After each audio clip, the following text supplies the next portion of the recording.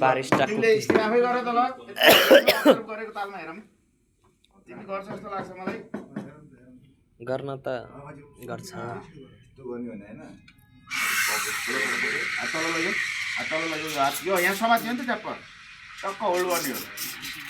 balance हेर देख्यौ बन्द गर तापमा पुगिसक्यो बस कुरो बुझ्यो नि ल त्यो उता राख्ने ल यो ठिक छ यो सिधै गयो पातल भएर होला है यो छ नि तिमीले पहिला मजाले मिक्स गर्छौ फिल गर मलाई के 50% पुग्यो नि यहाँ राख्छौ मजाले खनाउँदै कप पनि सिधा गर्दै हाल्छ नि हामीले होइन र हो अब भरिने बेला माथि लाने चरका यही गतिलो भएन भने त कहाँ बन्छ त नि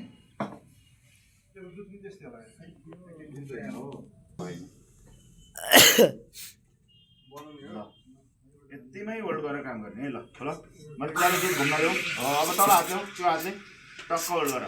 तापक्रम छाम्ने अलिक ब्यालेन्स पनि दिनु पऱ्यो कि ठ्याक्कै समात्नु मात्रै होइन नि त कता ब्यालेन्स गर्दा राम्रो हुन्छ बन्द गर